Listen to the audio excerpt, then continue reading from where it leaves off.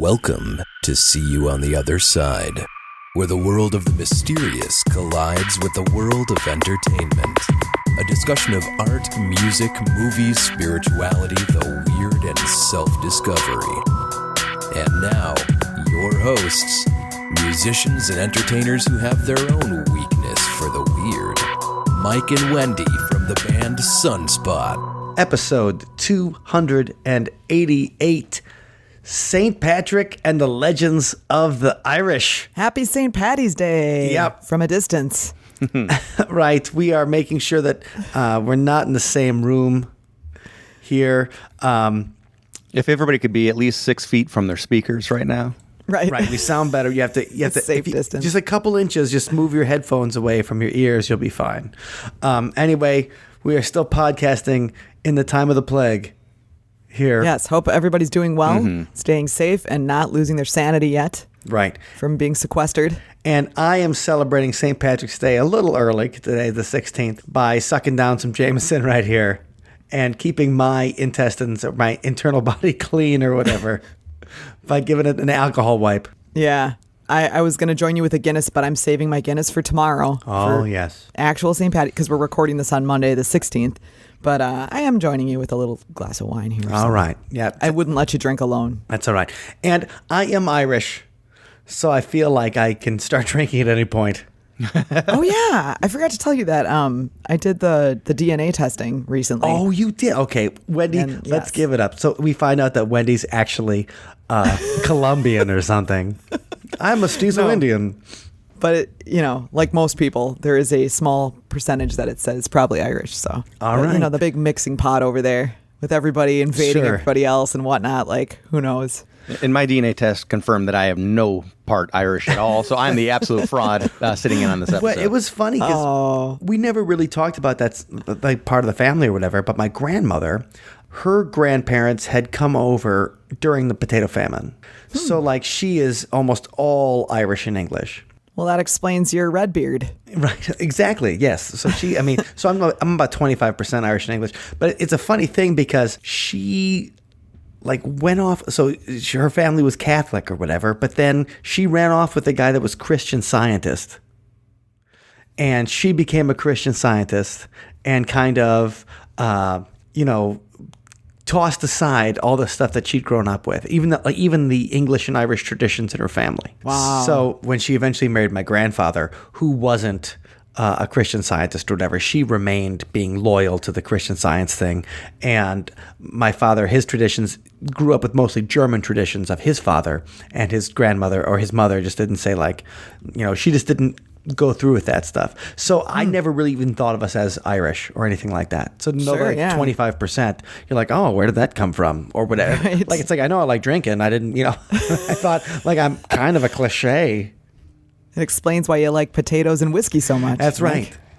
Oh, but speaking of our imposter guest voice over here, we have yet to introduce our guest. Speaking of potatoes and whiskey. Yeah. Right. The completely non-Irish, Scott Marcus, welcome. Thank you. Happy to have you back. Yes. Yeah, it's been since the solstice. I think that's the last episode I was on. Really? Oh my gosh. From whatsyourghoststory.com, Scott's joining us.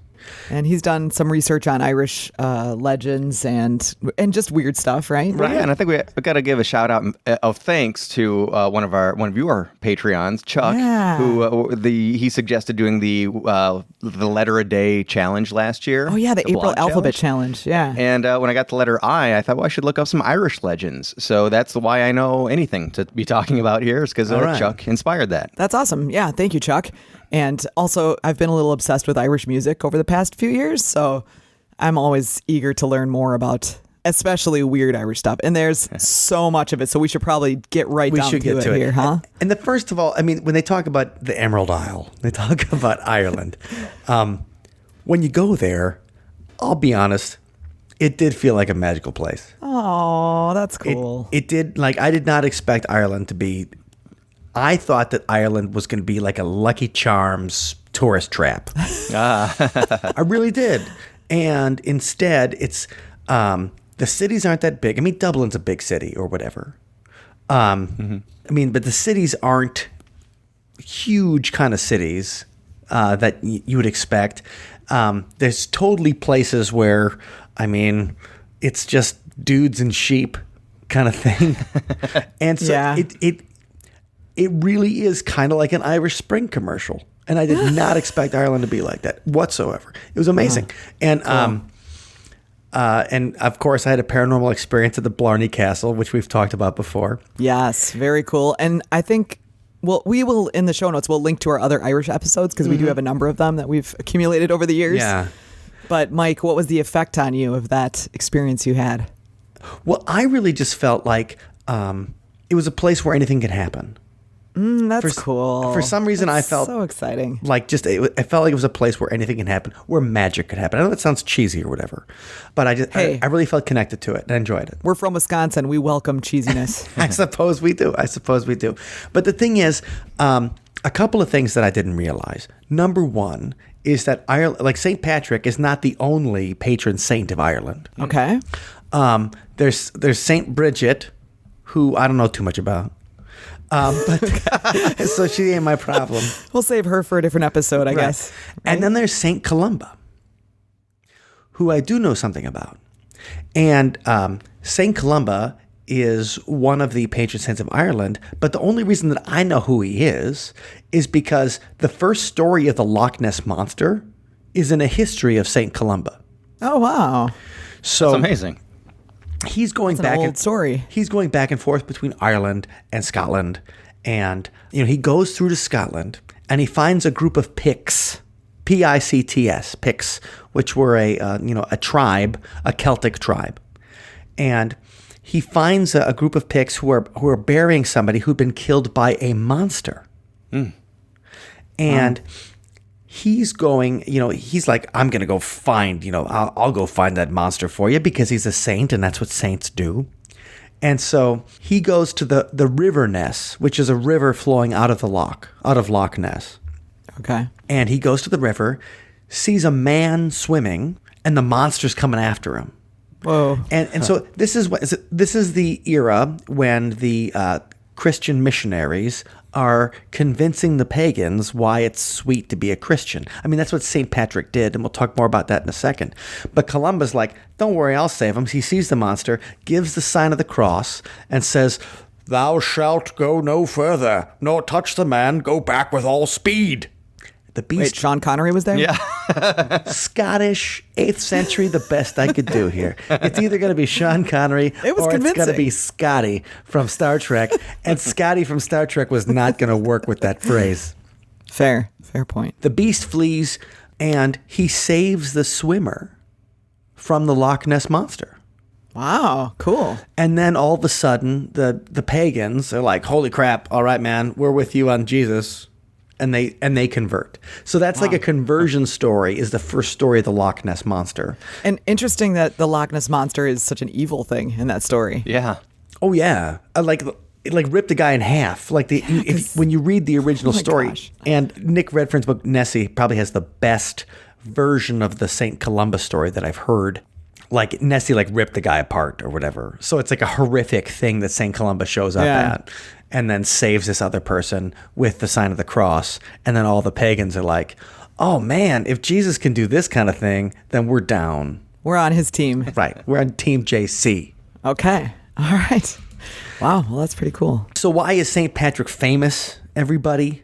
Why are we celebrating today, Mike? Right. Well, we're celebrating today release this. because it's a day that ends in Y. But also because St. Patrick, the patron saint of Ireland, he converted the pagan tribes, the Druidic pagan tribes of the Celts, to Christianity in the 5th century.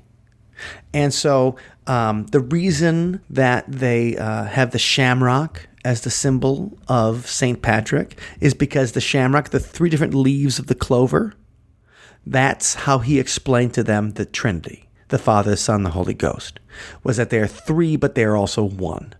The tripartite kind of thing, so he explains that to them. The other big legend about St. Patrick is that he banished the snakes from Ireland, that he was so holy that he could do that. But obviously, there are no snakes in Ireland. He did a very good job. Indiana Jones was thankful. Right. So it went pretty well for him that way. But that was all symbolism for banishing the paganism. Right. The serpent, obviously the Old Testament, you go back in there, and the serpent is the guy that tempts Eve to eat the apple. And the, the idea that Satan is represented as this serpent, like that St. Patrick banishing the devil from Ireland. Mm-hmm. But the thing is, there's a whole bunch of stuff I didn't know about St. Patrick's, and we look it up. Like, let's go in and give us the dirt, Mike. I didn't just want Irish legends. I'm like, okay, like there's always cool stuff about saints, miracles, and things they did. So let's start with it. So St. Patrick, I didn't realize he wrote a confession, which like in the 4th and 5th century, that's what an autobiography was called. It was called your confession. The memoir. So the first tell-all. The first tell-all, yeah. The first autobiography really ever written is by Saint Augustine of Hippo, and it's called Augustine's Confessions. And it's like the first memoir in literature. And they kind of took that. So St. Patrick wrote his own confessions. He's born around the year 450, and he's born into a Christian family in Roman Britain. So he's somewhere in Roman Britain. So you don't know if he's actually Celtic or he's British, or he could be any of the different nationalities that were represented by the Roman Empire at the time. So he's born there. He lives for 16 years. He's living with his family. His grandfather is a Catholic priest, because this is at a time when priests could get married and have families. That didn't happen until like the late 800s or whatever, when the Catholic Church was like, nope, you guys got to keep it in your pants.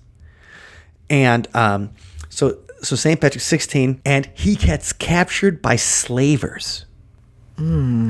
So rough. I didn't realize they were like Irish pirates, slavers, who, if they just caught you walking around, it's actual human trafficking. So St. Patrick is like the first victim of human trafficking. He gets trafficked, he gets picked up, and then he has to be like a shepherd in Wales for 6 years.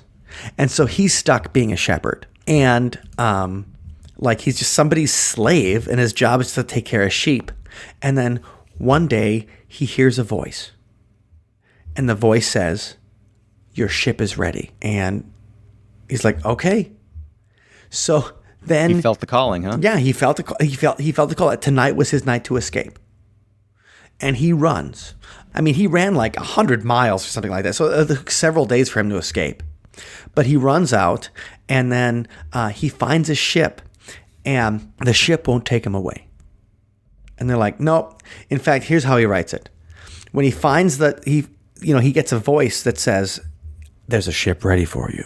And then he goes to this place, and the ship's totally not ready for him. And here's how he writes it. "The day I arrived, the ship was about to leave the place. I said I needed to set sail with them, but the captain was not at all pleased. He replied unpleasantly and angrily, 'Don't you dare to try come with us.' When I heard that, I left them and went back to the hut where I had lodgings.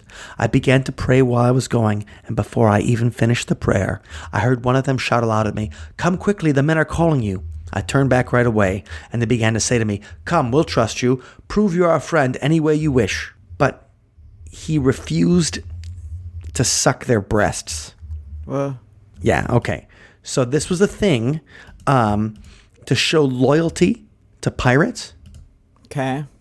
Is that he refuses, if you wanted to show loyalty to pirates or on a ship,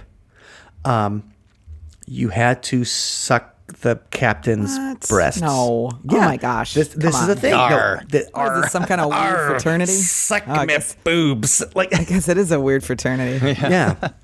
So maternal of those captains. But he refused to it because he said he was a Christian or whatever. And he said, I hope you might come to faith in Jesus one of these days. And because it was his staunch refusal, even when they said, "We won't take you along, that we will, unless you suck the captain's boobs or whatever." Yeah. These are dudes now, and which is probably gross pirate hairy boobs. So we're not talking like Gina Davis and Cutthroat Island or anything like Right? that. No. Nice. They're okay. just. Nice. It's like sucking an ape's boobs. and Saint Speak with Patrick, such authority. Right.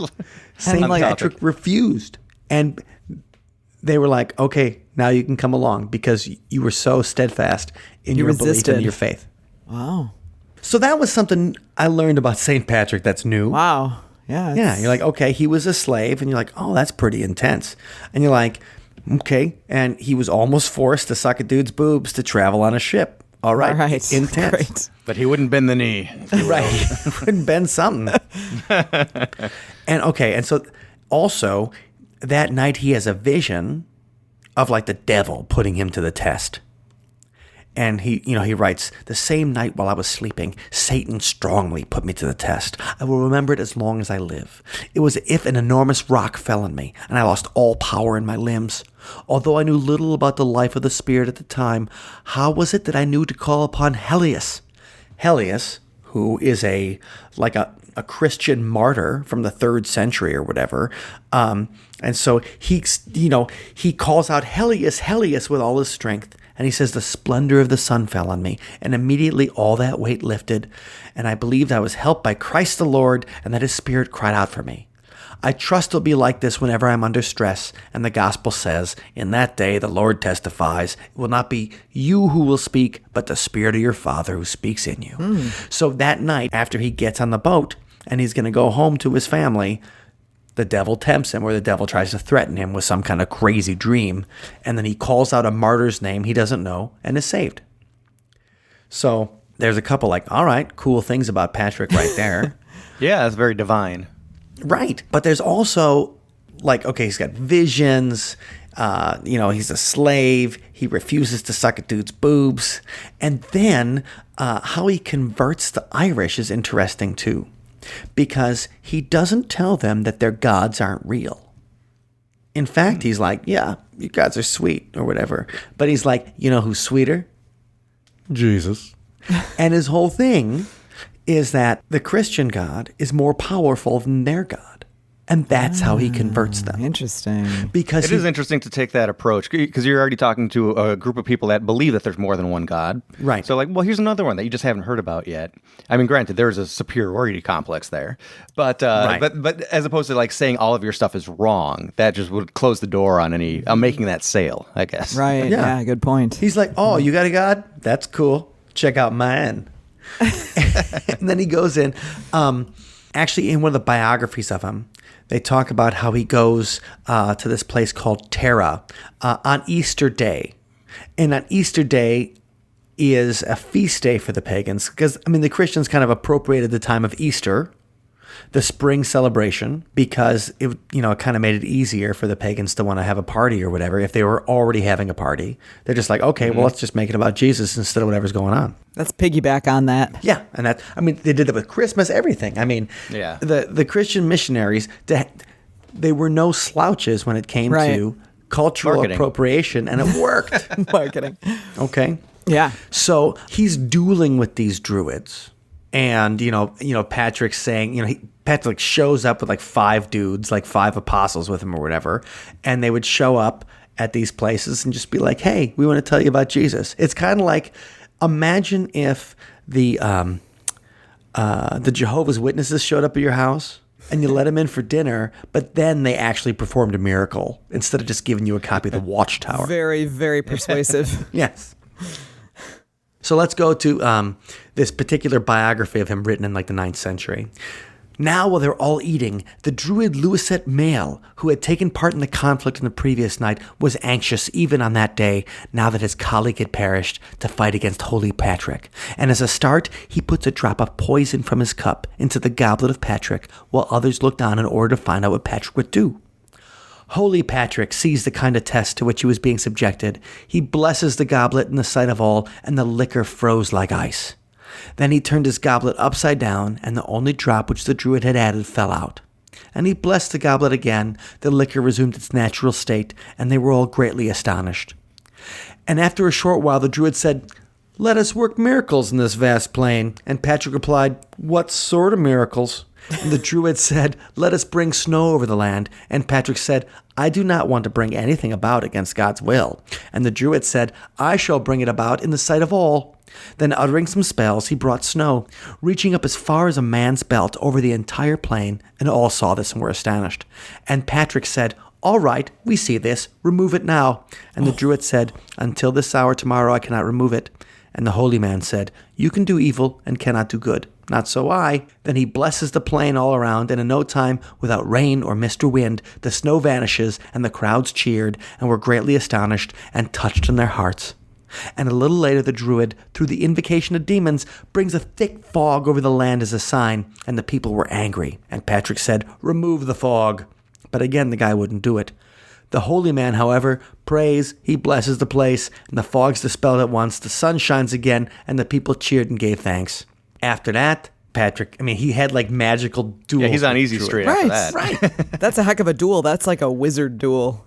Right. And it's funny because those are like the nice duels. There's also duels where like seeing that the impious heathen were about to attack him because Patrick's going to get killed by a bunch of pagans, he gets up and says, "May God come forward to scatter his enemies, and may those who hate him flee from his face." And what happens is, like all the guys chasing him, 49 guys die at the moment. They just die. Sheesh. And then the king like bends his knee and is like, "All right, Patrick, you're my guy."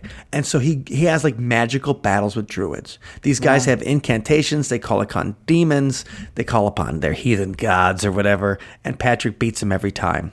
And so I think that's one of the cool things about St. Patrick is that we just thought like, oh yeah, shamrock. I guess that's a really good symbol or whatever. Not that he was having magical duels, Harry Potter style, and he was putting them down. Right. Yeah, it's a lot more exciting when you hear that type of story of the, like, it's like a Merlin versus Gandalf thing going on. Like, Yeah, totally. let's see what you got. It's exactly what kind of things. And then there's also some weird stuff about St. Patrick, too. Like, he says his other bishops in the area would try to put him on trial. And he writes this in his confession. He goes, "One time I was put to the test by some superiors of mine. They came and put my sins against my hard work as a bishop. This hit me very hard, so much so that it seemed I was about to fall, both here and in eternity. So it was bad enough that he's going to go to hell. But the Lord in his kindness spared the converts and the strangers for the sake of his name, and strongly supported me when I was so badly treated. They brought up against me after 30 years something I'd already confessed before I was a deacon.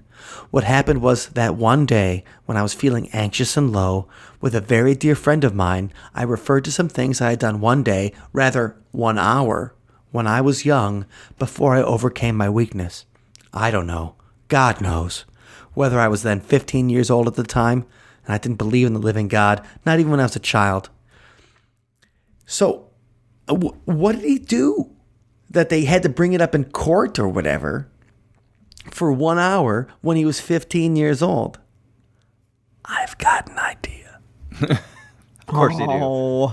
I just mean, like, is that really a thing? You're going to take it like a guy that had done all these great deeds or whatever?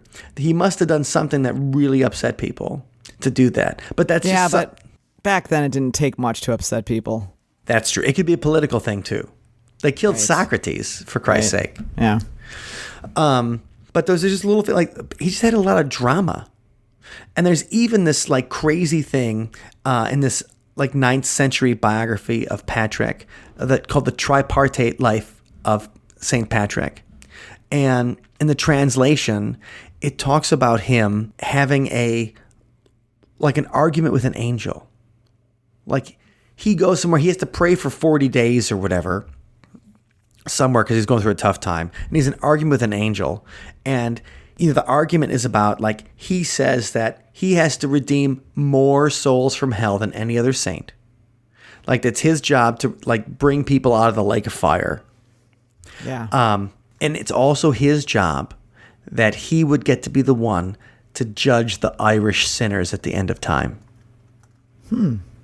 So it's like, even though that's Jesus' job or whatever to judge sinners, like, he's like, I need to judge these sinners at the end of time.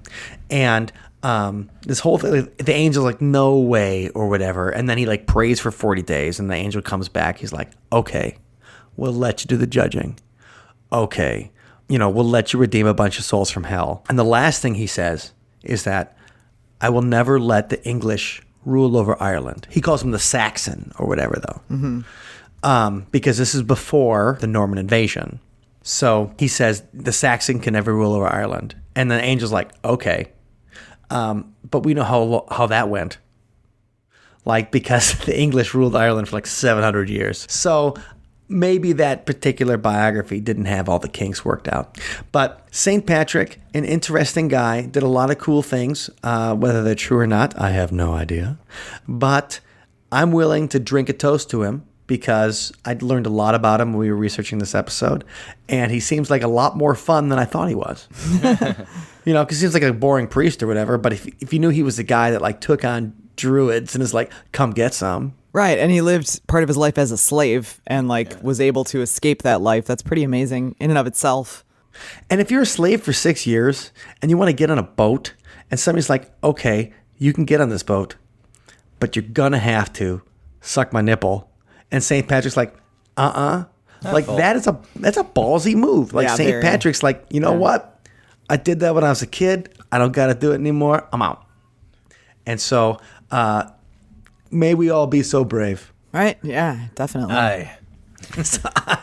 So that's what I learned about St. Patrick's Day, and that was a lot of fun. What Anybody you guys that's learn? like rolled with pirates has some swagger. So you're doing all right. Yeah, rolled with pirates and lived to tell the tale. Yeah. Right. Like that's impressive. Also, though, next time I get a corporate job or whatever, when I have underlings, No, you're gonna make up. No, Mike. do you know how we show loyalty here? Yeah. I can see the HR paperwork Right. now. I'm just gonna say. Right. Fair enough. Fair enough. But the thing is, I mean, St. Patrick's a lot of fun, but I don't want to say the Irish are a superstitious folk, but there's certainly plenty of legends to go around. Yeah. And it's really interesting how the legends, once the Christianity entered that country, the impact that it had on their deep-seated legends.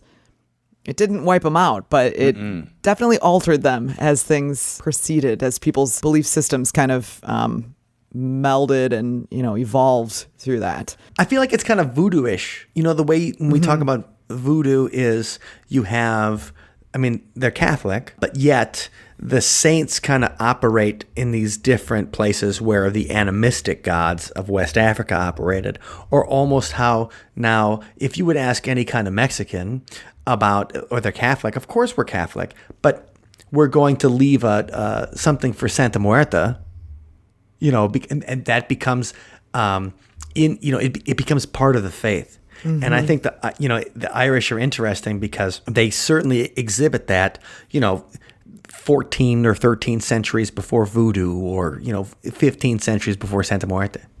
Yeah. So with respect to the Irish culture and the Irish, legends and things, I'm going to be referring to this amazing book. It's called Ancient Legends, Mystic Charms, and Superstitions of Ireland. And it was written by Lady Wilde, who actually she was Oscar Wilde's mom. And That's awesome. yeah, I didn't even know that. I've been reading this for like months now, and I didn't make the connection. Yeah, I'm slow. But anyway. Who would have thought that, though? That he wasn't the first author in the family, Right. And it's just funny because so this family, her husband actually was really deeply interested in the legends of Ireland. And so he had been doing a bunch of research, but he died before he had a chance to publish it. So she took his research up and put it into this like compendium of all these different, and these are all things that have been passed down, folklore. It's stories that people tell and share, and it's just word of mouth. So they aren't very well chronicled until this point. So, Lady Wilde. So I'm going to reference, as we continue our conversation here, because it touches on like every possible kind of odd paranormal All right. myth, legend, superstition. It's really cool. But first and foremost, I have to say that I was sort of delighted to find out that apparently Oscar Wilde, so sadly, his mother, the Lady Wilde, passed away while he was in prison. He had done a couple of years in prison because he was accused of indecency. Right. And just watch the movie with Stephen Fry and you'll get the whole thing. Oh, right. Yeah. And Oscar Wilde is the writer of one of the creepiest tales ever told, the Picture of Dorian Gray. So if you haven't read that yet, I recommend checking it out. It's one of the most charming plays, The Importance of Being Earnest. That's right. So it really, and that you can even read that today and you can have a good time as a modern reader, I think. Yeah. Maybe not if you're a jaded bastard, but I like that. But anyway, so his mom passed away while he was in prison, and There is a story that actually he saw an apparition of her at the time of her passing while he was in prison. A crisis apparition. Yeah, they call it a fetch, actually. And it's kind of like they define it as an exact spectral double of a living human whose appearance is regarded as ominous. So it probably was maybe just before she passed away. Sounds like a doppelganger. Basically, yeah, it is like a doppelganger, exactly. And so I just thought that was an interesting little paranormal connection with the Wilde family that, as the poor guy was in jail and his mom died and he saw her appear before him while he was in jail. So, but the Lady Wilde documented all this folklore and things like that. And the book, like I said, if you're into this stuff, it'll give you enough reading to get you through like until next St. Paddy's Day. But it starts off with a preface discussing the whole concept of how the Irish embraced Christianity and like incorporated into it a lot of their tales. So they would still have like their magic fields and trees and stuff, but they would add to them like a saint or, some saintly deed or things like that. So sure, it's a real interesting how everything melds together with that. That's great. I'll let you get back to that. But I was going to bring up this concept because if you're looking at haunted places in America, as I've spent a lot of my life doing, it's, pretty standard fare. There's a woman in white, there's a ghostly apparition of this, there's poltergeist activity, there's these kind of, you could go down a checklist and just check the necessary boxes for each location. But you start looking at Irish myths and folklore and haunted sites, and you have stuff like the Banshee and, of course, Fairies and all these things that are so spectacular. And Mike, as you were talking about how the place feels magical, even the folklore and traditions and current present-day beliefs, because people do believe that you can still see leprechauns, and fairies are these other entities that you're sharing the landscape with. Right, and you can't disturb their areas. Like there's roads that go specifically around. Absolutely. It's just so, that's why I love doing this cross-cultural learning about other belief systems, because this is just stuff we don't have. Like we don't have anything to compare it with. So where in the world is this coming from? And I was wondering, does it go back to Wiccan things? But I guess it's the culmination of all of this happening together. Exactly. Yeah, it's a combination of everything.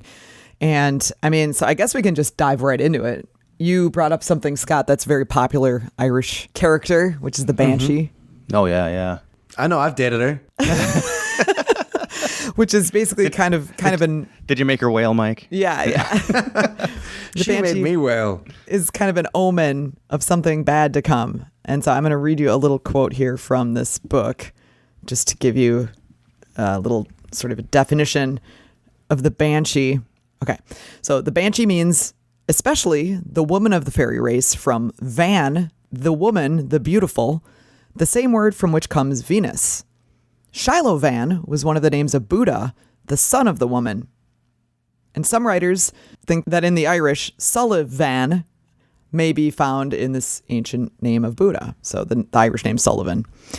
As the Leananshee was the acknowledged spirit of life, giving inspiration to the poet and the musician, so the Banshee was the spirit of death, the most weird and awful of all the fairy powers. But only certain families of historic lineage or persons gifted with music and song are attended by the spirit. For music and poetry are fairy gifts, and the possessors of them show kinship to the spirit race. Therefore, they are watched over by the spirit of life, which is prophecy and inspiration, and by the spirit of doom, which is the revealer of the secrets of death.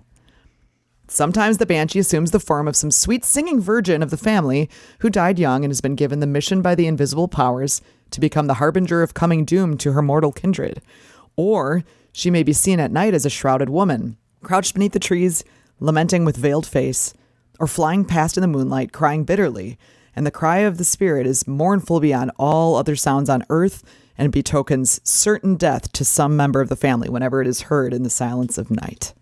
Well, that's all the more reason not to die a virgin, right?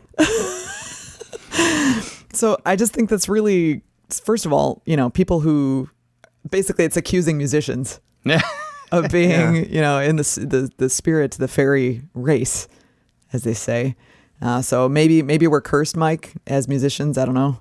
Well, actually, there's an excellent book written by a guy who lives near Madison, and if I can remember the name of it, has these like fairy musicians as the heroes of it.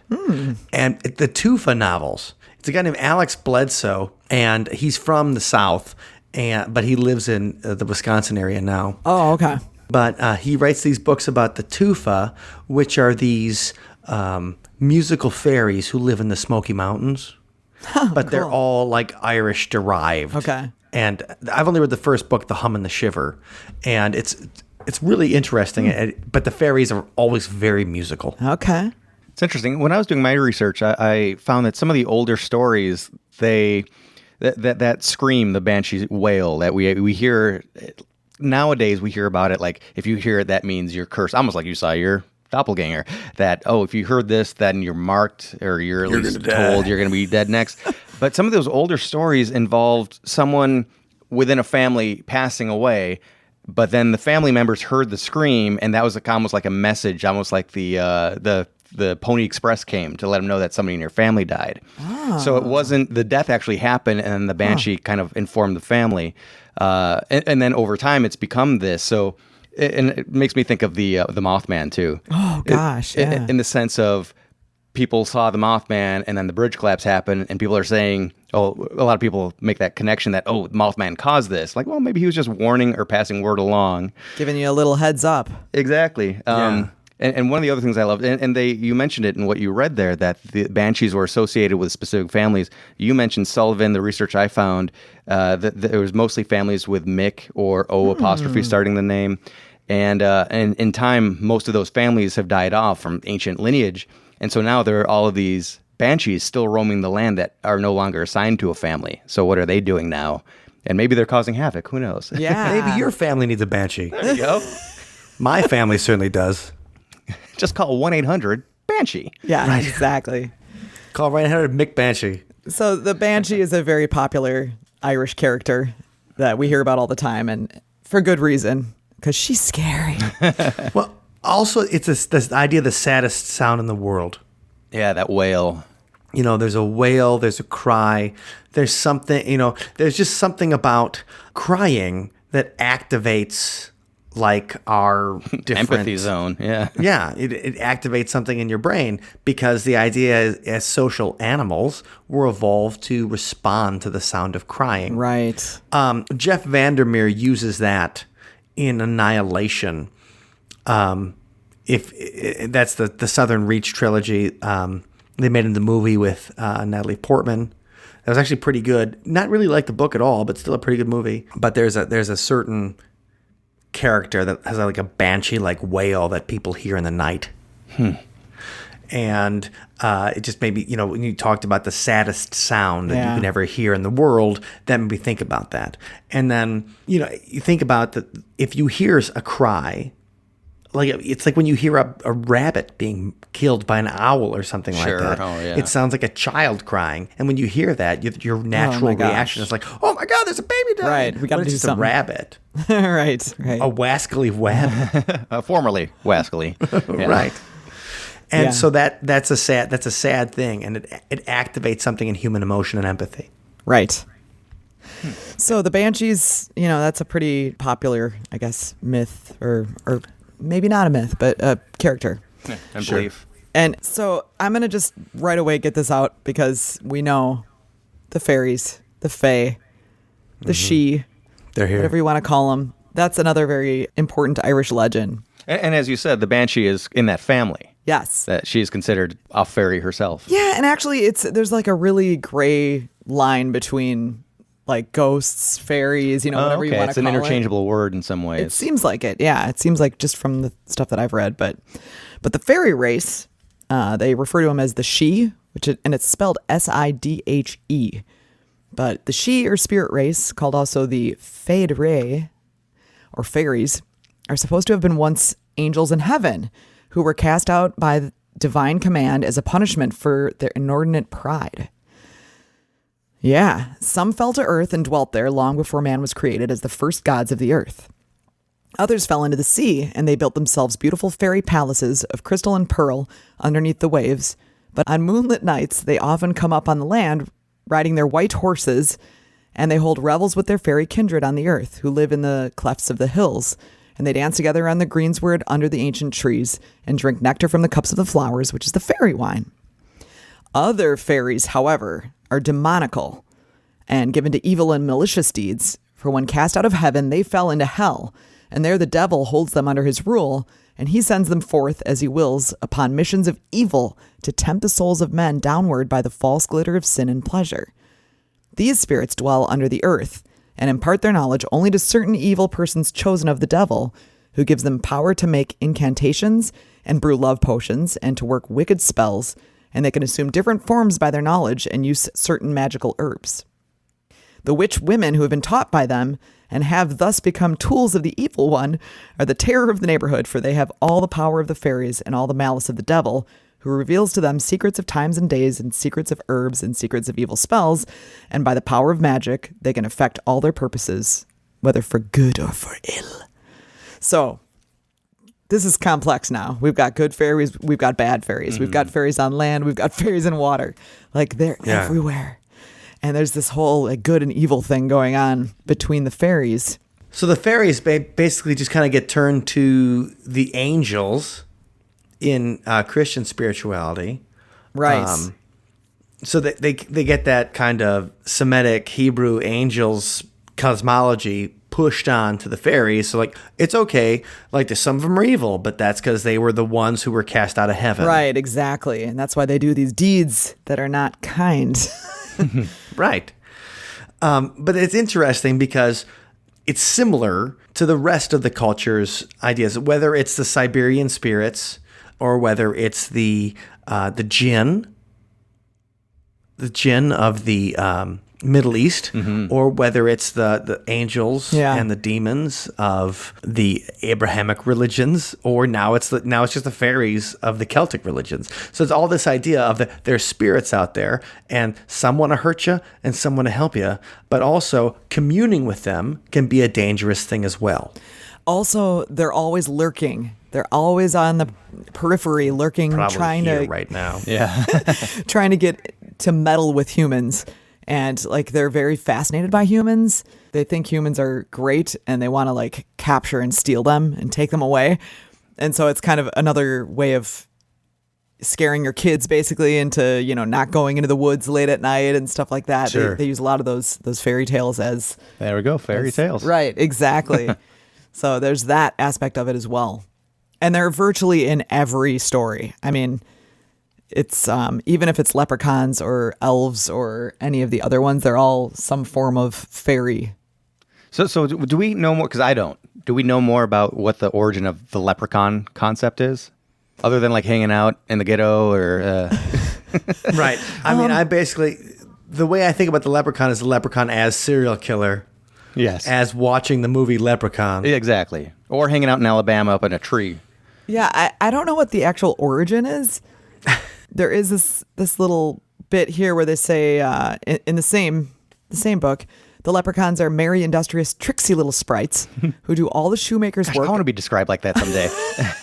We can make that happen. Right. Next time we introduce you, Scott, in the show. So they do all the shoemaker's work and the tailors and the cobblers for the fairy gentry. So they work for the fairies. So they're like the little so they earn that the gold. gnomes? Yeah. And they're often seen at sunset under the hedge singing and stitching. They know all the secrets of hidden treasure, and if they take a fancy to a person, will guide him to the spot in the fairy rath where the pot of gold lies buried. But yeah, so leprechauns seem to be like the workhorses for the fairies. They get the stuff done. They're like the Menahune a little bit to me. Interesting. They allegedly would come out and help. They could be disruptive as well, but they also would, get the job done for some people sometimes. Interesting. And they wore red. Oh, yeah? That's what I'm looking at. The prior to the 20th century, the leprechauns wore red. Different versions. The northern leprechaun wore a military red coat and white breeches. Tipperary wore an antique slashed jacket of red. Carey wore a fat, pursy little fellow whose jolly round face rivals in redness the cutaway jacket he wears. Monaghan, a swallow-tailed evening coat of red with a green vest, white breeches, black stockings. What about Lucky? So, well, obviously Lucky wears green, and so does the psychotic leprechaun of the Leprechaun movie series. Well, and that gets into this part. But the leprechauns can be bitterly malicious if they are offended, and one should be very cautious in dealing with them and always treat them with great civility, or they will take revenge and never reveal the secret of the hidden gold. And so there's a lot of legends that are based around people who catch a leprechaun, but they're unkind to the leprechaun. So they're like, hey, give me your freaking gold, and they shake them, and these stories are horrible. They beat up the leprechaun and stuff like that, and then inevitably their family does not get the gold, and usually they suffer some horrible consequence. Now we know if you find a leprechaun, suck on their breast. Right, that's the way to do it. Come and get some, Lucky Charms. Wow. I didn't know about this, the little leprechaun traps. That sounds fun. That some families set out the night before St. Patrick's Day, like kids have cookies for Santa Claus. Oh, yeah. That's cool. That's cute. So they make these little crafts called leprechaun traps. And, and little kids, and because hopefully they can get their 3 wishes or whatever. But it's funny, the leprechauns, 3 wishes, gold. I mean, the fairies are good and evil. They can work for you. They can work against you. It's the jinn. It's all the same from culture to culture. Like humans have this idea of these spirits. And no matter what you call them, if they're saints or they're fairies or they're anything, you call on them for help when you need it. And you curse them when you have bad luck. Right. Right, exactly. And you try to trap them to get your, I needs my gold. Oh, man. So, Scott, you had something you wanted to talk about, right? Well, yeah. I mean, there was. I'm just. It's hard to know where to jump in because there's just so many different things. Like seriously, yes. The beings too, the cryptids like the kelpie, and I know the puka was something that came up a lot when I was doing my research a long while ago. But I see you got horned witches on possible things. And I don't know anything about that. Right. So yeah, Wait, what's the puka? Isn't that something from like Mario Kart or whatever? the puka shell, right? Yeah. Yeah, no, the puka is it's a form of a fairy that it's like a shapeshifter. Okay. And they actually, this is the kind of cool thing. Mm-hmm. In a lot of the stories, they come in and they'll like do your chores for you. Like they come in the middle of the night and they'll do your chores for you. And come on in, puka. yeah. But they can also bring bad fortune. So it just really depends on the situation. Just like the leprechauns. It's the good and evil balance. Right, exactly. But so when I was doing my my letter I for Irish legends last year, I wanted to try to cover a little bit of everything. So you go into some of the folklore, some of the cryptozoology, I should say. We'll maybe touch on a little bit of UFO stuff because Ireland right now is a hotspot for UFOs, which is awesome. But I wanted to get like a more traditional, more current ghost story, and the place that just took the cake for me was the Hellfire Club, which was an organization that ran in across Europe, especially England, but then and a little bit later into Ireland as well. We're talking the 1600s in England, and then by the 1700s it hit Ireland, and it was really like a secret society type of thing. It's where when I was first reading about it, I was thinking about Bohemian Grove up, what is it, in Oregon or Washington, or where all of the really wealthy elite would go to do their whatever the hell, dancing around a campfire naked and so on and so forth. And the idea was that this is a place for the upper echelon of society to do some debaucherous stuff. And the name sure does fit with that, doesn't no it? joke. Yeah, it's the Hellfire Club. It comes about during the Enlightenment, right? Like, so the 18th century. And so that's when these guys are specifically trying to thumb Christianity in the eye. Yeah. It feels like. And I think, anytime you're doing that, and again, they're leaning into it, like you said, with a name, then all these urban legends are going to come out around it too. And then it becomes impossible to separate, because we think that they are doing some sort of, they're definitely partying, they're living the Aleister Crowley, if it feels good, do it lifestyle. But they're also doing some ritualistic type of stuff. So they're definitely doing that, but then there's stories about people being murdered up there, like human sacrifice, cannibalism up at this place. Oh, and by the way, let's go talk about the specific location, which is on Mount Pillier Hill in just outside of Dublin. And great place. Actually, the location's beautiful. It's on the top of the hill, overlooks the city. And of course, what did they do? They set up shop right on top of a mass burial site. I hate it when that happens. Way to do it. Yeah, using some of these old stones from the Neolithic era, so like essentially old gravestones as the building material itself. And wouldn't you know it, it doesn't go well right off the bat. As soon as construction is finished, a huge storm whips up and rips the roof off the place. And right away, the townspeople are saying, "Well, that's the devil coming out and saying you done messed up." So they replaced that roof with a stone roof, and it's really amazing. This building that we're talking about, which is on Mount Pillier Hill, today it's known as the Hellfire Club, but of course that was a general term back in the day. It was built in the 1700s, mid 1700s, and this building still stands with its roof on to this day. Wow. And it's in a public park now, so anybody can go. Can you rent it out, like for a wedding or something? I was going to say, I want to go have like a sex and drinking club in Dublin. I was thinking more like a See You on the Other Side live hangout, but the same thing. Yeah, well, right. I was going to say that's kind of the idea. Just join our Patreon and you'll learn more about it. There you are. Membership has its benefits. There we go. So yeah, we jump to today, and the place. There is all sorts of paranormal activity associated with the location, including people feeling like they get attachments when they go there, and they've brought some oppressive spirit back with them that will kind of suck their energy out and will scratch them to the point of leaving welts and marks and scratches on their body. Scary. But the place is apparently patrolled by a large black cat, and in place of ears has horns. And one more recent legend is that a priest went up there to try to bless the land, because obviously all this bad stuff had happened up there historically. So he ended up coming across this beast. And so he's already armed with holy water, so he splashes holy water on this thing, and the creature starts to rip itself apart before vanishing. Oh. Some pretty wicked stuff. Wow, that's pretty sweet. It's really interesting. It's amazing, and it is definitely a place that's on my bucket list. I definitely want to check it out. And it's really neat. We could do that virtually as we're quarantined right now, because right. Google Street View actually did a walk around the building itself, so you could see it really up close and personal if you use Google Maps even. Well, I mean, and it is the perfect location for a party, really, because then everybody gets to take home a party favor, which is an attachment. There you go. Yes. Well, that's the name of the first episode of the 4th season of Stranger Things, too. Really? It's called the Hellfire Club. Yes, I did see that. That's exciting to me. Yeah. That's cool. I didn't know that. We'll see what happens. If they're currently, Stranger Things is currently on hiatus. Yeah. Because of the, because they're worried that like Elle's going to get, if Elle gets the coronavirus and dies, the whole show's over. When after last season, everybody's like, will someone please give Hopper the coronavirus? No. After they ruined his character, but that's a different discussion.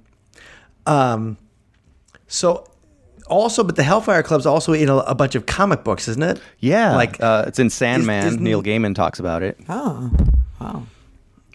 But yeah, I mean, if you go to the reference portion of the Wikipedia page, there's a long list of references where the Hellfire Club is mentioned. And there was a band called the Electric Hellfire Club. That's right. Which is like an industrial band. And they were like bands like My Life with the Thrill Kill Cult. And they're actually from Kenosha. Uh-huh. And we knew the singer of the Electrical Hellfire Club. Kenosha. Thomas Thorne, because he used to work at a porn shop in Madison. We knew him. That's how we knew him. No, I thought you knew Thomas. Okay. Anyway, I might have run into him once at the Inferno or something. I've been to a couple of shows with him. I wasn't like his buddy.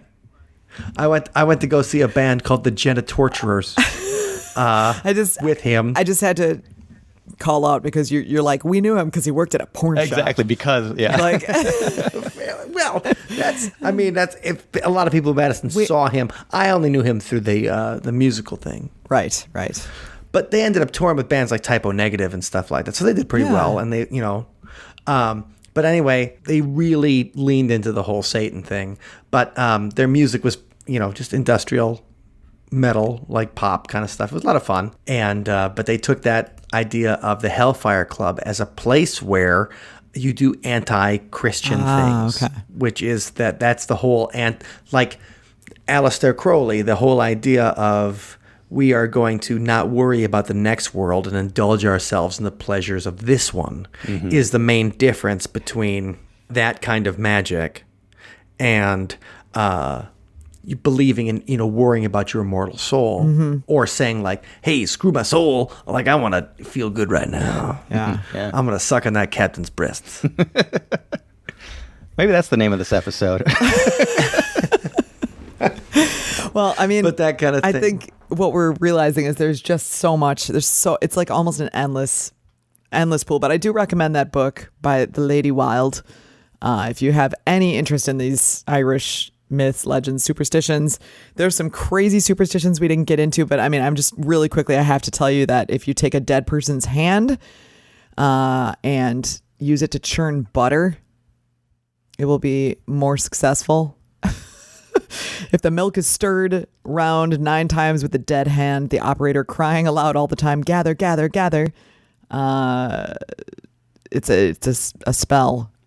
So there's like, you can use that too. I'd love to see the notes on the product testing. Like, I was going to say, at what point did they I'd get to the rather hand? just not eat that butter. Like, I know, I'd just be it's- like, you know what? I'm going to have this bread plain. Very unsanitary. And there's all kinds of things about taking like a recently deceased person's skin and using that to cast a spell and putting it on like the person that you want to fall in love with you while they're sleeping and things like that. It's just, it's, I would do that. I mean, I guess You know what? Like- desperation, like there's no, Also, that person's not going to miss it, right? There you go. Like, what are they going to do with that but skin? still you got to go get it. Like that can't be a pretty yeah, scene. that's Anyway, right. That's going to be pretty there's hard. tons and tons of these things. It's really interesting to read. It's kind of creepy. There's everything from the creepy to the fantastic. And happy St. Patrick's If any Day. of you have a love story, if any of you have a beautiful love story that started with you cutting off a dead person's skin and placing it on your lover, Yeah. please contact us for a full Right. interview because I want to talk to you for There we hours. go. We're planning for the Valentine's Day episode already. Yeah. Right. 2021. If we make it to 2021. Oh, man. Right? Yeah, I we'll think be okay. what do people say that I saw some meme yesterday. It was like what I expected about the end of the world was a lot more zombies and anarchy and much less like lack of toilet paper and Netflix. Yeah. That's good. That's stuff. so wherever you guys are, St. Patrick's Day, have a very happy St. Yeah. Patrick's Day. Yeah. Today you are Irish. We're all Irish today. And Don't so forget to wear green so you don't get pinched by rude people. Right. Make sure you wear green so you don't get pitched by whoever lives in your house. Whoever you're not social distancing from, shame on you. Right. So, to you guys under a very difficult St. Patrick's Day, here's a sláinte to you. All right. Well, we want to thank our special guest today, Scott Marcus. It's always so much fun talking with you guys. Yes, it was great having you here. And where can people find you if they want to find some more of the history and legends and ghost lore that you have researched? Yeah, sure. What'syourghoststory.com is the place. And it's also pretty much the handle across all social media. Sláinte to ya. And to ya. Sláinte. Given the topic of today's episode and that we're releasing it on St. Patrick's Day, it seemed like the perfect opportunity to delve a little into some traditional Irish music. So we came up with a few jigs inspired by this discussion. Here's an original Sunspot set of tunes, and they're called Druid's Duel, Lady Wilde's Fetch, and The Fairy Wrath.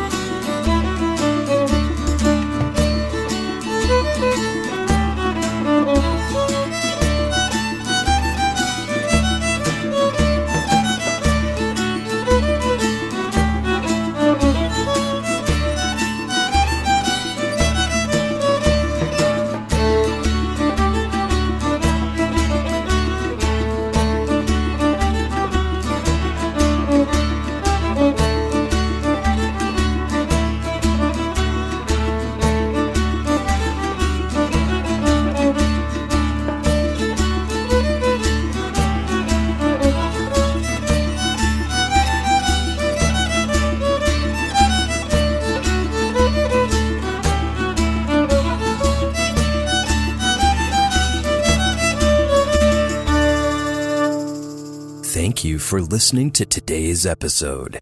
You can find us online at othersidepodcast.com. Until next time, see you on the other side. And a big toast to our Patreon community, the coolest people on St. Patrick's On the Day Emerald and every Isle. other day. That's right. Slancha. That's right. I hope the leprechauns find gold for you. Yeah. And you know what? This whole like sequestering stuff is perfect for, Mike. What's that? It's perfect for holding an online hangout with people that are your friends from all over the place. That sounds The good. kind of hangout that we have at See You on the Other Side in Sunspot Camp. That's right. And we're going to be having one very soon. So please, Patreon members, keep an eye out on the Facebook group and on the Patreon emails. We'll let you know when that is. But we should all have plenty of time on our hands now, right? I was going to say, you're not going to bars, restaurants, or live music shows, so probably you have plenty of time to hang out with us somewhere between March 23rd and March 27th. We would love to hang out with you. Yeah. And if you're not already a member of our community, you can become one very easily. Oh, man. All you got to do is go to othersidepodcast.com/donate, or if donate feels like too much of a weird thing, just go to patreon.com/sunspotmusic. There you go. Right. Because you'll get all the See You on the Other Side and Sunspot bonus content that way. And we want to thank an extra special, huge Irish thank you to our Patreon member, Ned. Dr. Right. Ned.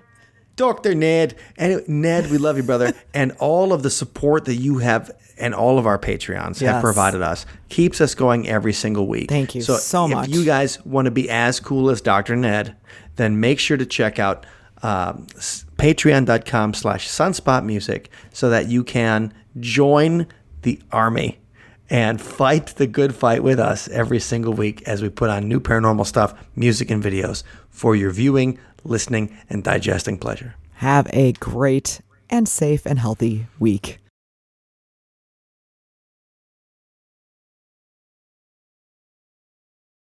Just call 1-800-BANSHEE.